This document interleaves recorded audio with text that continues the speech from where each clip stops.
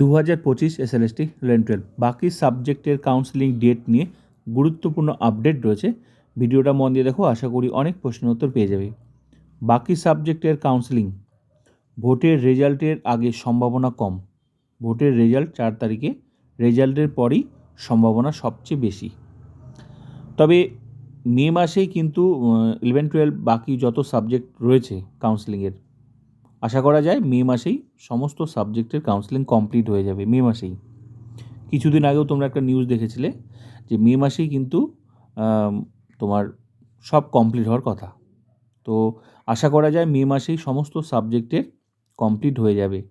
তবে ভোটের আগে 29 তারিখ তো ভোট আছে, তো 29 তারিখ প্লাস 29 তারিখ তো চলেই আসলো, আজকে 27 তারিখ, 28 তারিখ, কালকেতেও মোটামুটি সবাই চলে যাবে ডিসিআরসিতে, কারণ কালকে থেকেই তো শুরু মানে ভোটের কাজে, ভোট কর্মীরা, কারণ 29 তারিখে ভোট আছে।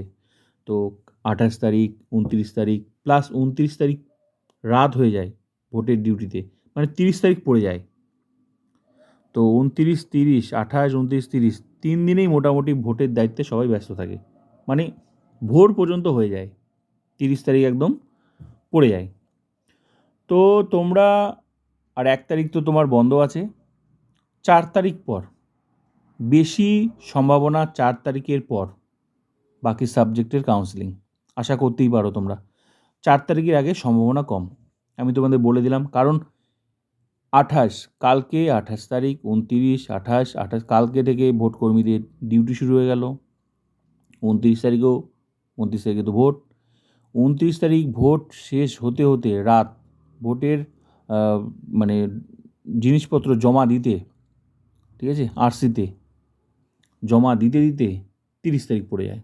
অনেকে বাড়িতে আসে 30 তারিখে সকালবেলা, তাহলে গেল 28, 29, 30, সম্ভাবনা নেই। 1 তারিখ বন্ধ, 2 তারিখ শনিবার, 3 তারিখ রবিবার, 4 তারিখে রেজাল্টের আগে সম্ভাবনা কম। আমি তোমার ডিটেলস ভাঙিয়ে দিলাম বিষয়টা, ঠিক আছে। 4 তারিখের পর সম্ভাবনা সবচেয়ে বেশি, আর 4 তারিখের পরই বাকি সাবজেক্টের কাউন্সেলিং আশা করা যায় গতি আসবে।